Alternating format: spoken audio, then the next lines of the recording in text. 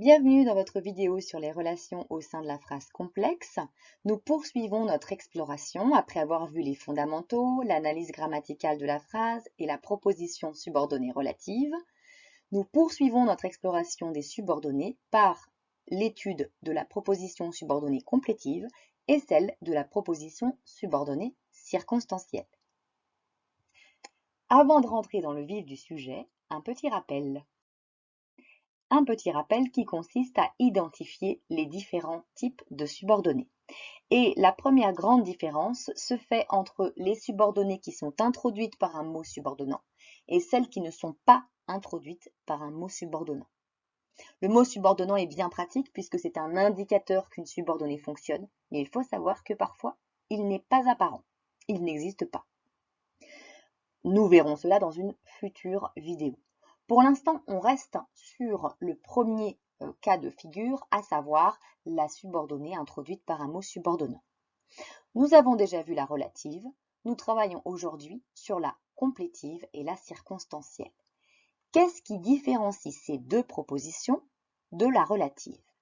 Eh bien, rappelez-vous, nous avions dit que la relative complète un nom ou un dérivé du nom. Ce n'est pas le cas de la complétive et de la circonstancielle qui toutes deux complètent le verbe. C'est donc sur ces deux propositions que nous allons nous arrêter. Nous allons logiquement commencer par la proposition subordonnée complétive. Alors, comment la reconnaître et quelles sont ses caractéristiques?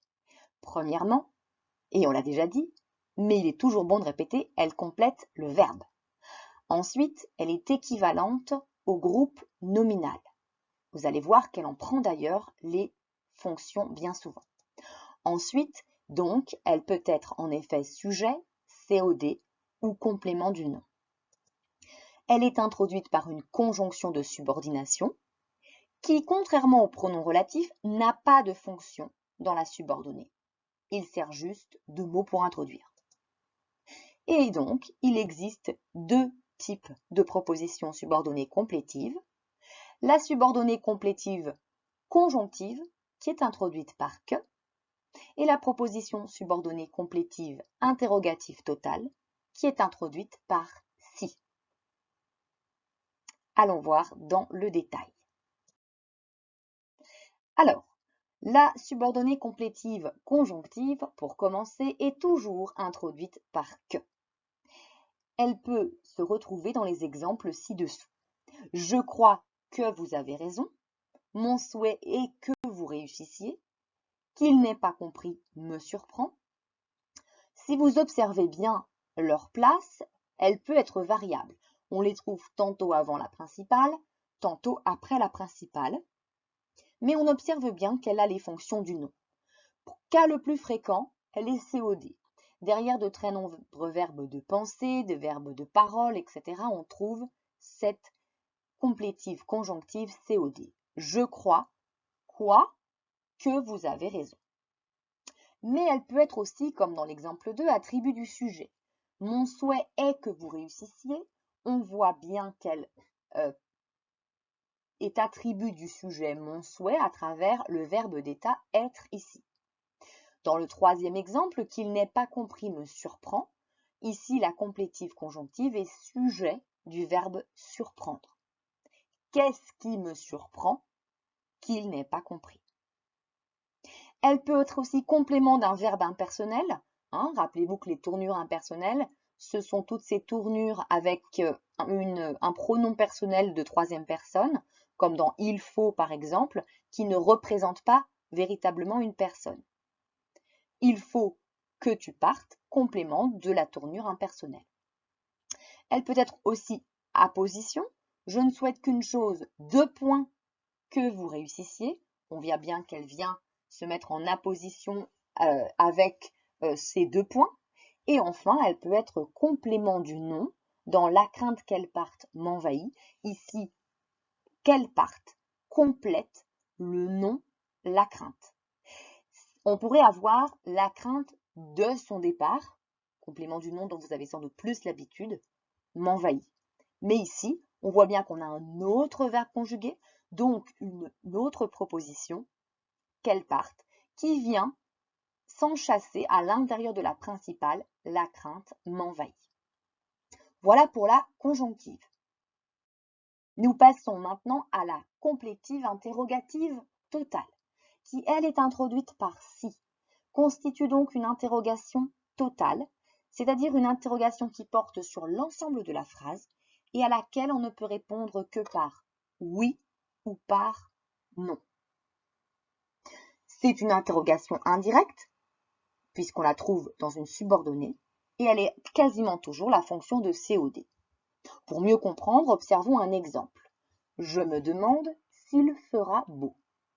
On trouve bien deux verbes, le verbe demander et le verbe faire. On trouve bien la conjonction de subordination si, qui ici est remplacée par s'il, puisque le i du si était l'idée, du fait de la présence du il. Elle porte en effet sur la totalité de la phrase, cette interrogation, d'accord? Puisqu'au discours direct, je dirais finalement fera-t-il beau? Et on peut répondre par oui ou par non. Et elle a la fonction de COD. Faisons le test. Je me demande quoi s'il fera beau. Voilà pour la subordonnée complétive interrogative totale. Nous quittons les complétives maintenant pour les circonstancielles. La subordonnée circonstancielle est elle aussi introduite par une conjonction de subordination. Sa fonction est toujours complément circonstanciel. Comme les groupes nominaux quand ils sont compléments circonstanciels, elle peut souvent être déplacée ou supprimée. Elle a donc toutes les fonctions possibles de circonstanciel et tous les sens possibles, le temps, la cause, la conséquence, le but, l'hypothèse, la concession, la comparaison, et je pourrais en ajouter encore d'autres. Alors je vous laisse observer ces exemples pour observer que donc à chaque fois on retrouve bien une proposition principale, ici vous me préviendrez, qui est précédée par une proposition subordonnée circonstancielle de temps quand vous aurez fini. J'observe que je pourrais la supprimer, vous me préviendrez et ma phrase aurait encore du sens. La nature de cette proposition est donc proposition subordonnée circonstancielle et sa fonction complément circonstanciel de temps. Il en va de même pour toutes les propositions subordonnées circonstancielles que vous trouvez dans ce tableau. On peut en analyser une dernière. Je vous l'ai donné pour que vous l'utilisiez. Deux verbes, est donné, utilisiez. Deux propositions. Principale, je vous l'ai donné. Subordonnée circonstancielle pour que vous l'utilisiez. Sa fonction est bien complément circonstanciel de but. Quant au pour que, il est bien une conjonction de subordination, mais il n'a pas de fonction. Alors tout à l'heure, je vous ai dit qu'elle pouvait souvent être déplacée ou supprimée parce qu'il arrive qu'elles soient construites, ces circonstancielles, de manière un peu différente. Elles peuvent être construites par une conjonction de subordination plus un autre mot dans la principale qui anticipait finalement la subordination à venir. Regardez les exemples. Il attend plus que la rivière a débordé. Ici, on a une circonstancielle de comparaison qui nous montre bien une forme d'anticipation puisque le temps annonce le que. De même, dans la comparaison, elle est aussi intelligente que sa mère l'était, aussi annonce la conjonction de subordination que. On parle alors de subordonnée corrélative pour marquer la corrélation entre les deux mots, c'est-à-dire leur lien de part et d'autre finalement de la subordination. Bien, voilà pour les explications. Maintenant, à vous de jouer. Dans les phrases suivantes, je vous demande de chercher à identifier les propositions subordonnées. Je vous propose de retrouver des circonstancielles, des complétives conjonctives, des complétives interrogatives totales ou des relatives adjectives. Rappelez-vous, il faut toujours commencer par souligner les verbes conjugués. Il faut toujours ensuite séparer les propositions par un slash, une barre quasiment à la verticale. Et ensuite, il faut repérer les mots subordonnants pour identifier les endroits où s'opère la subordination. Au travail, petite pause sur la vidéo et on se retrouve juste après pour la correction. Allez, c'est parti, on corrige. J'espère que cet exercice s'est bien passé pour vous. Si vous avez eu des difficultés ou si vous avez des questions, n'hésitez pas à me les poser en commentaire. Nous prenons la correction d'abord de la première phrase. La première phrase, comme toutes les phrases, d'ailleurs, comportait deux verbes. Deux verbes conjugués. Nous sommes bien d'accord que le verbe se déguiser ne pouvait pas être souligné puisqu'il n'est pas conjugué. Il n'est donc pas au cœur d'une proposition subordonnée. Il y a à cela l'exception, on pourra le voir, de l'infinitif, mais ce sera un peu plus tard, puisque c'est un petit peu plus compliqué. Donc, cette phrase, il aimait qu'on le laisse jouer à se déguiser tranquillement, comporte deux propositions. Il aimait principal, qu'on le laisse jouer à se déguiser tranquillement, subordonné. Maintenant, comment identifier la subordonnée? Ici, ce n'est pas très difficile. On comprend tout de suite que le mot subordonnant est que, et que ce que vient compléter le verbe aimer. On peut exclure d'ores et déjà la relative et comprendre, comme ça commence par que, qu'il s'agit d'une subordonnée complétive conjonctive. On peut l'appeler aussi parfois conjonctive pure ou conjonctive en que. Dans la phrase suivante, on trouve bien deux verbes, le verbe commencer et le verbe pouvoir. Lorsqu'il commençait, il pouvait y passer des heures. La principale « il pouvait y passer des heures » peut fonctionner toute seule, tandis que la subordonnée, qui commence par « lorsque », paraît bien incomplète telle qu'elle. On sent bien que cette subordonnée peut être supprimée. Ça nous emmène plutôt du côté de la circonstancielle. D'ailleurs, lorsque nous invite bien à voir ici une relation donc de temps et nous avons donc affaire à une proposition subordonnée circonstancielle de temps. Phrase 3, deux verbes à nouveau et un pronom relatif qui, ici, ça nous emmène directement du côté de la relative. Le pronom relatif a pour antécédent activité. La relative est épithète, donc de la principale, et le pronom relatif est sujet du verbe éveillé à l'intérieur de la relative. C'est donc une relative adjective. Il inventait des aventures dont il était le héros, deux verbes conjugués ici, un mot subordonnant qui est dont. Là, je peux immédiatement réagir en me disant qu'il s'agit d'un pronom relatif. Si j'ai appris, grâce à la vidéo précédente, la liste des pronoms relatifs par cœur. C'est donc une relative également, une relative adjective. Le dont a pour antécédent aventure, donc elle est épithète. Et ce dont, quelle est sa fonction? Quelle est la fonction du pronom relatif?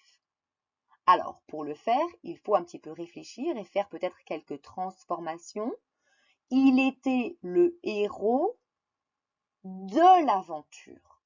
D'accord? Donc ici, dont, si je remplace donc par aventure, le héros de l'aventure, vous entendez bien que de l'aventure ici est complément du nom, ce qui signifie que dont est un complément du nom dans la relative. Quand il était temps d'interrompre le jeu, il était déçu. Deux verbes, une subordination grâce à quand, donc facilement, j'arrive à la circonstancielle de temps. Il se demandait s'il pourrait rejouer.